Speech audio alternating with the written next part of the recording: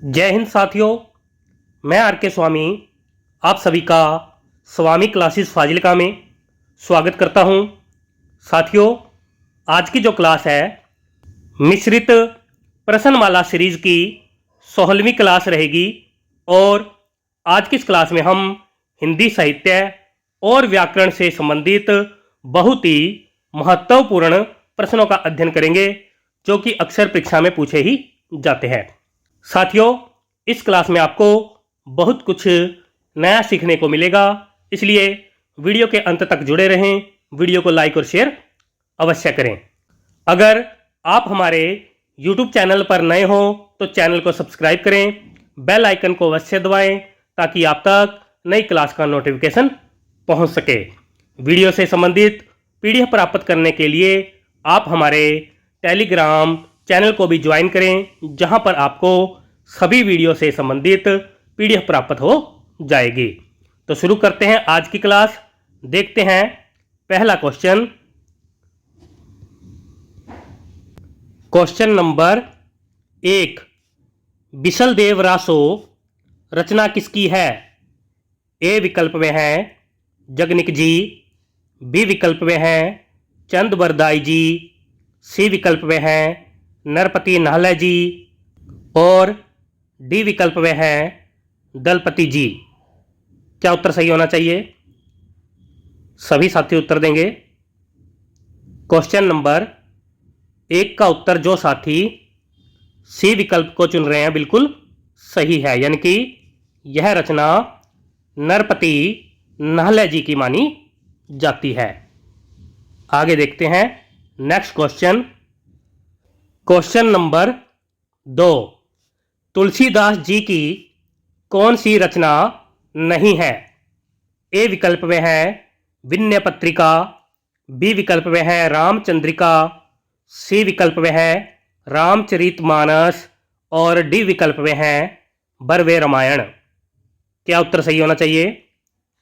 सभी साथी उत्तर देंगे। क्वेश्चन नंबर 2 का उत्तर जो साथी बी विकल्प को चुन रहे हैं बिल्कुल सही है, यानी कि रामचंद्रिका रचना तुलसीदास जी की नहीं है। रामचंद्रिका रचना केशव दास जी की मानी जाती है। सभी साथी याद कर लेंगे। आगे देखते हैं नेक्स्ट क्वेश्चन। क्वेश्चन नंबर 3, परख उपन्यास किसका है? ए विकल्प में है राम वृक्ष बेनीपुरी जी, बी विकल्प में है भवानी प्रसाद मिश्र जी, सी विकल्प में है जैनेन्द्र कुमार जी और डी विकल्प में है पांडे बेचन शर्मा उग्गर जी। क्या उत्तर सही होना चाहिए? सभी साथी उत्तर देंगे। प्यारे साथियों, कल से यह जो क्लास है रात 8 बजे लगा करेगी, इसलिए सभी साथी कल रात 8 बजे चैनल के साथ अवश्य जुड़ें और हिंदी की बेहतर तैयारी करें। हाँ जी, आप सही सुन रहे हो। कल से जो क्लास है रात 8 बजे हुआ करेगी। क्वेश्चन नंबर 3 का उत्तर जो साथी सी विकल्प को चुन रहे हैं बिल्कुल सही है, यानी कि परख उपन्यास जैनेन्द्र कुमार जी का माना जाता है। आगे देखते हैं next question. Question number 4, Hindi गद्य का जनक किसको माना जाता है? ए विकल्प में है मुंशी प्रेमचंद जी, बी विकल्प में है भारतेंदु हरीशचंद्र जी, सी विकल्प में है जयशंकर प्रसाद जी और डी विकल्प में है प्रताप नारायण मिश्र जी। क्या उत्तर सही होना चाहिए? क्वेश्चन नंबर 4 का उत्तर जो साथी बी विकल्प को चुन रहे हैं बिल्कुल सही है, यानी कि भारतेंदु हरीशचंद्र जी को गद्य का यानी कि हिंदी गद्य का जनक माना जाता है। आगे देखते हैं next question. Question number 5. Hindi साहित्य के किस काल को स्वर्ण काल कहा जाता है? ए विकल्प में है आदिकाल, बी विकल्प में है भक्ति काल, सी विकल्प में है रीतिकाल और डी विकल्प में है आधुनिक काल। क्या उत्तर सही होना चाहिए? क्वेश्चन नंबर 5 का उत्तर जो साथी बी विकल्प को चुन रहे हैं बिल्कुल सही है, यानी कि भक्ति काल को हिंदी साहित्य का स्वर्ण काल कहा जाता है। आगे देखते हैं नेक्स्ट क्वेश्चन। क्वेश्चन नंबर 6, कवि कालिदास जी द्वारा रचित अभिज्ञान शकुंतलम का हिंदी अनुवाद किसने किया है? ए विकल्प में है इलाचंद्र जोशी जी, बी विकल्प में है श्याम सुंदर दास जी, सी विकल्प में है राजा लक्ष्मण सिंह जी और डी विकल्प में है विष्णु प्रभाकर जी। क्या उत्तर सही होना चाहिए? क्वेश्चन नंबर 6 का उत्तर जो साथी सी विकल्प को चुन रहे हैं बिल्कुल सही है, यानी कि राजा लक्ष्मण सिंह जी ने अभिज्ञान शकुंतलम रचना का हिंदी अनुवाद किया है। आगे देखते हैं next question. Question number 7, Kamayani रचना की विधा क्या है? ए विकल्प में है मुक्तक काव्य, बी विकल्प में है महाकाव्य, सी विकल्प में है खंड काव्य और डी विकल्प में है चंपू काव्य। क्या उत्तर सही होना चाहिए? क्वेश्चन नंबर 7 का उत्तर जो साथी बी विकल्प को चुन रहे हैं बिल्कुल सही है, यानी कि यह एक महाकाव्य है और इसके रचनाकार जयशंकर प्रसाद जी माने जाते हैं। सभी साथी याद कर लेंगे। आगे देखते हैं next question. Question number 8, Surdas ji के गुरु का नाम क्या है? ए विकल्प में है विठलनाथ जी, बी विकल्प में है रामानंद जी, सी विकल्प में है बल्लभाचार्य जी और डी विकल्प में है नाभादास जी। क्या उत्तर सही होना चाहिए? सभी साथी उत्तर देंगे। क्वेश्चन नंबर 8 का उत्तर जो साथी सी विकल्प को चुन रहे हैं बिल्कुल सही है, यानी कि वल्लभाचार्य जी सूरदास जी के गुरु माने जाते हैं। आगे देखते हैं next question. Question number 9, Maithili भाषा में रचित पदावली रचना किसकी है? ए विकल्प में है सुमित्रा नंदन पंत जी, बी विकल्प में है विद्यापति जी, सी विकल्प में है मैथिली शरण गुप्त जी और डी विकल्प में है नागार्जुन जी। क्या उत्तर सही होना चाहिए? क्वेश्चन नंबर 9 का उत्तर जो साथी बी विकल्प को चुन रहे हैं बिल्कुल सही है, यानी कि यह रचना विद्यापति जी की मानी जाती है। आगे देखते हैं नेक्स्ट क्वेश्चन। क्वेश्चन नंबर 10, कवि बिहारी जी किस राजा के दरबारी कवि थे? ए विकल्प में है शिवाजी, बी विकल्प में है भान सिंह जी, सी विकल्प में है केश सिंह जी और डी विकल्प में है जय सिंह जी। क्या उत्तर सही होना चाहिए? क्वेश्चन नंबर 10 का उत्तर जो साथी डी विकल्प को चुन रहे हैं बिल्कुल सही है, यानी कि कवि बिहारी जी राजा जय सिंह जी के दरबारी कवि थे। आगे देखते हैं नेक्स्ट क्वेश्चन। क्वेश्चन नंबर 11 है, शेष कादंबरी रचना किसकी है? ए विकल्प में है लल्लू लाल जी, बी विकल्प में है यशपाल जी, सी विकल्प में है अलका सरावगी जी और डी विकल्प में है श्रीधर पाठक जी। क्या उत्तर सही होना चाहिए? क्वेश्चन नंबर 11 का उत्तर जो साथी सी विकल्प को चुन रहे हैं बिल्कुल सही है, यानी कि यह रचना अलका सरावगी जी की मानी जाती है। आगे देखते हैं नेक्स्ट क्वेश्चन। क्वेश्चन नंबर 12 है, पूस की रात कहानी किसकी है? ए विकल्प में है विष्णु प्रभाकर जी, बी विकल्प में है सुमित्रा नंदन पंत जी, सी विकल्प में है महादेवी वर्मा जी और डी विकल्प में है मुंशी प्रेमचंद जी। क्या उत्तर सही होना चाहिए?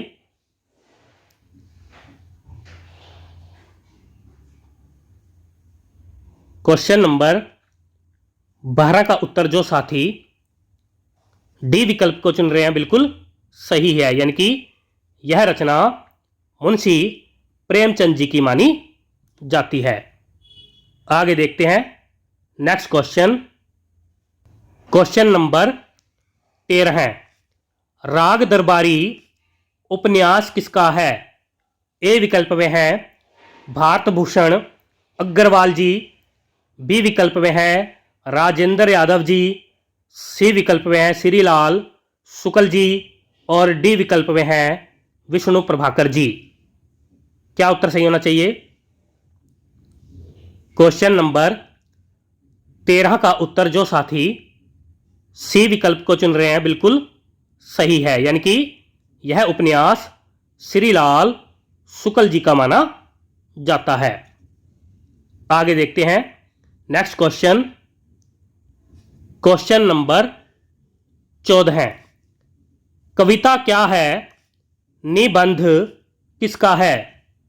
ए विकल्प में है मोहन राकेश जी, बी विकल्प में है आचार्य रामचंद्र शुक्ल जी, सी विकल्प में है भीष्म साहनी जी और डी विकल्प में है मैथिली शरण गुप्त जी। क्या उत्तर सही होना चाहिए? क्वेश्चन नंबर 14 का उत्तर जो साथी बी विकल्प को चुन रहे हैं बिल्कुल सही है, यानी कि यह निबंध आचार्य रामचंद्र शुक्ल जी का माना जाता है। आगे देखते हैं नेक्स्ट क्वेश्चन। क्वेश्चन नंबर 15 है, ध्रुव स्वामिनी नाटक किसका है? ए विकल्प में है रांगे राघव जी, बी विकल्प में है राजकमल चौधरी जी, सी विकल्प में है जयशंकर प्रसाद जी और डी विकल्प में है सियाराम शरण गुप्त जी। क्या उत्तर सही होना चाहिए? क्वेश्चन नंबर 15 का उत्तर जो साथी सी विकल्प को चुन रहे हैं बिल्कुल सही है, यानी कि यह नाटक जयशंकर प्रसाद जी का माना जाता है। आगे देखते हैं नेक्स्ट क्वेश्चन। क्वेश्चन नंबर 16 है, अनामदास का पोथा उपन्यास किसका है? ए विकल्प में है देवकी नंदन खत्री जी, बी विकल्प में है गोपाल राम कहमरी जी, सी विकल्प में है हजारी प्रसाद द्विवेदी जी और डी विकल्प में है राही मासूम रज्जा जी। क्या उत्तर सही होना चाहिए? क्वेश्चन नंबर 16 का उत्तर जो साथी सी विकल्प को चुन रहे हैं बिल्कुल सही है, यानी कि यह उपन्यास हजारी प्रसाद द्विवेदी जी का माना जाता है। आगे देखते हैं नेक्स्ट क्वेश्चन। क्वेश्चन नंबर 17 है, पल्लव रचना किसकी है? ए विकल्प में है अज्ञा जी, बी विकल्प में है कमलेश्वर जी, सी विकल्प में है उपेंद्र नाथ अस्क जी और डी विकल्प में है सुमित्रा नंदन पंत जी। क्या उत्तर सही होना चाहिए? क्वेश्चन नंबर 17 का उत्तर जो साथी डी विकल्प को चुन रहे हैं बिल्कुल सही है, यानी कि यह रचना सुमित्रा नंदन पंत जी की मानी जाती है। आगे देखते हैं नेक्स्ट क्वेश्चन। क्वेश्चन नंबर 18 है, भिक्षुक रचना किसकी है? ए विकल्प में है मैथिली शरण गुप्त जी, बी विकल्प में है निराला जी, सी विकल्प में है सुमित्रानंदन पंत जी और डी विकल्प में है हरिओत जी। क्या उत्तर सही होना चाहिए? क्वेश्चन नंबर 18 का उत्तर जो साथी बी विकल्प को चुन रहे हैं बिल्कुल सही है, यानी कि यह रचना निराला जी की मानी जाती है। आगे देखते हैं नेक्स्ट क्वेश्चन। क्वेश्चन नंबर 19, निर्गुण भक्ति काव्य का प्रमुख कवि कौन सा है? ए विकल्प में है तुलसीदास जी, बी विकल्प में है कबीर दास जी, सी विकल्प में है सूरदास जी और डी विकल्प में है उपर्युक्त सभी। क्या उत्तर सही होना चाहिए? क्वेश्चन नंबर 19 का उत्तर जो साथी बी विकल्प को चुन रहे हैं बिल्कुल सही है, यानी कि कबीर दास जी निर्गुण भक्ति काव्य के प्रमुख कवि माने जाते हैं।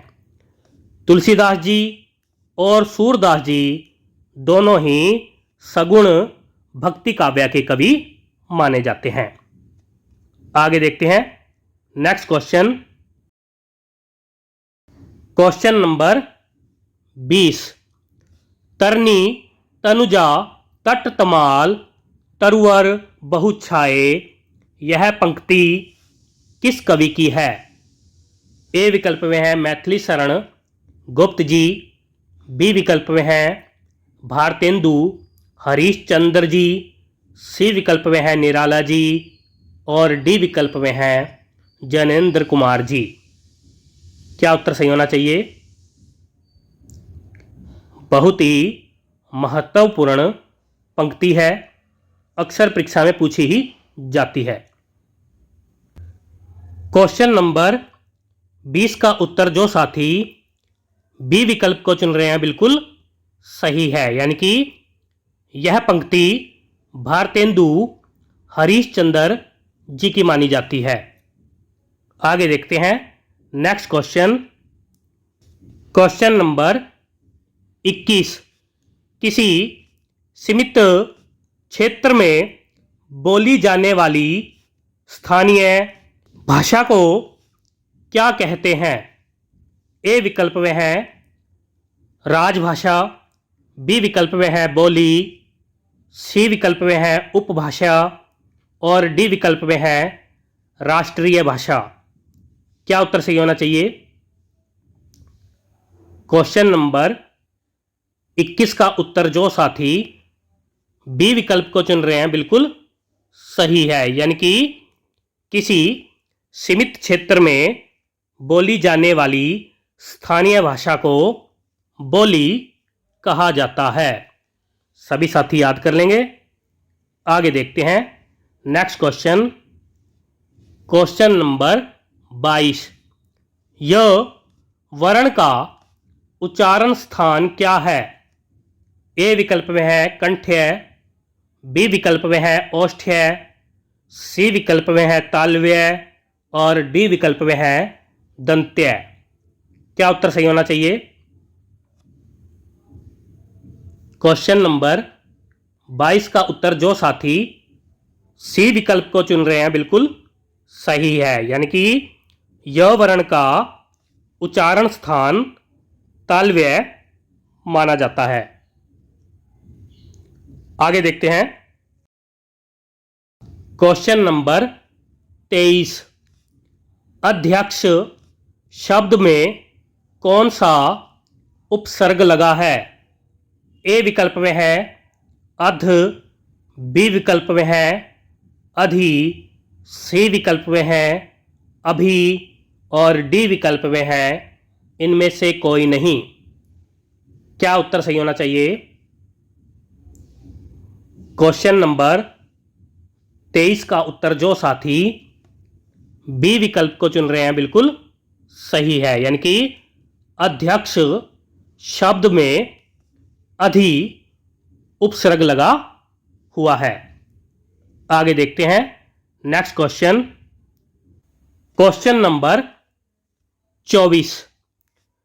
कृदंत प्रत्यय किन शब्दों के साथ जुड़ते हैं? ए विकल्प में है सर्वनाम, बी विकल्प में है संज्ञा, सी विकल्प में है क्रिया और डी विकल्प में है विशेषण। क्या उत्तर सही होना चाहिए? सभी साथी उत्तर देंगे। क्वेश्चन नंबर 24 का उत्तर जो साथी सी विकल्प को चुन रहे हैं बिल्कुल सही है, यानी कि कृदंत प्रत्यय जो है क्रिया शब्दों के साथ जुड़ते हैं।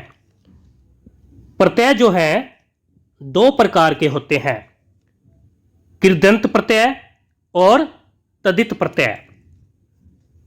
कृदंत प्रत्यय जो है क्रिया शब्दों के साथ जुड़ते हैं और तदित प्रत्यय जो है सर्वनाम, संज्ञा और विशेषण शब्दों के साथ जुड़ते हैं। सभी साथी याद कर लेंगे। आगे देखते हैं नेक्स्ट क्वेश्चन। Question number 25।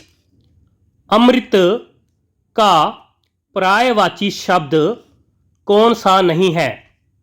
ए विकल्प में है अम्लीय, बी विकल्प में है पीयूष, सी विकल्प में है सुधा और डी विकल्प में है सलील। क्या उत्तर सही होना चाहिए?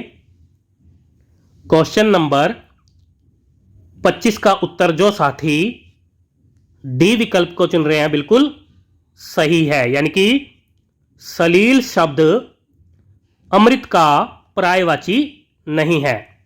सलील पानी का पर्यायवाची माना जाता है और अम्लीय, पीयूष और सुधा यह तीनों अमृत के पर्यायवाची माने जाते हैं। आगे देखते हैं नेक्स्ट क्वेश्चन। Question number 26। कमला, रमा, लोकमाता और सिंधुजा किसके पर्यायवाची शब्द हैं? ए विकल्प में है पार्वती, बी विकल्प में है लक्ष्मी, सी विकल्प में है सीता और डी विकल्प में है सरस्वती। क्या उत्तर सही होना चाहिए? क्वेश्चन नंबर 26 का उत्तर जो साथी बी विकल्प को चुन रहे हैं बिल्कुल सही है, यानी कि यह सभी शब्द लक्ष्मी के पर्यायवाची माने जाते हैं। आगे देखते हैं next question. Question number 27। Shyam शब्द का कौन सा विलोम शब्द है? ए विकल्प में है काला, बी विकल्प में है सुबह, सी विकल्प में है श्वेत, डी विकल्प में है कृष्ण। क्या उत्तर सही होना चाहिए? क्वेश्चन नंबर 27 का उत्तर जो साथी सी विकल्प को चुन रहे हैं बिल्कुल सही है, यानी कि श्याम शब्द का विलोम श्वेत होता है। आगे देखते हैं नेक्स्ट क्वेश्चन। Question number 28। शोषक शब्द का कौन सा विलोम शब्द है? ए विकल्प में है पोषक, बी विकल्प में है पोषण, सी विकल्प में है संकल्प और डी विकल्प में है इनमें से कोई नहीं। क्या उत्तर सही होना चाहिए? क्वेश्चन नंबर 28 का उत्तर जो साथी ए विकल्प को चुन रहे हैं बिल्कुल सही है, यानी कि शोषक शब्द का विलोम पोषक होता है। आगे देखते हैं नेक्स्ट क्वेश्चन।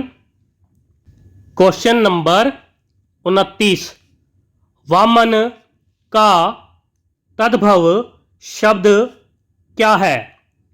ए विकल्प में है वप्पन, बी विकल्प में है बोना, सी विकल्प में है बाण और डी विकल्प में है इनमें से कोई नहीं। क्या उत्तर सही होना चाहिए? क्वेश्चन नंबर 29 का उत्तर जो साथी बी विकल्प को चुन रहे हैं बिल्कुल सही है, यानी कि वामन शब्द का तद्भव बोना होता है। आगे देखते हैं नेक्स्ट क्वेश्चन। क्वेश्चन नंबर 30, घोड़ा का तत्सम शब्द क्या है? ए विकल्प में है तुरंग, बी विकल्प में है बाजी, सी विकल्प में है घोटक और डी विकल्प में है उपर्युक्त सभी। क्या उत्तर सही होना चाहिए? सभी साथी उत्तर देंगे।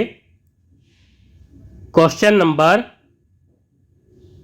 30 का उत्तर जो साथी सी विकल्प को चुन रहे हैं बिल्कुल सही है, यानी कि घोड़ा का तत्सम घोटक होता है। सभी साथी याद कर लेंगे। प्यारे साथियों, ये थे आज के बहुत ही महत्वपूर्ण 30 क्वेश्चन जो कि अक्सर परीक्षा में पूछे ही जाते हैं। आशा करता हूं कि आज की इस क्लास में आपको बहुत कुछ नया सीखने को मिला होगा।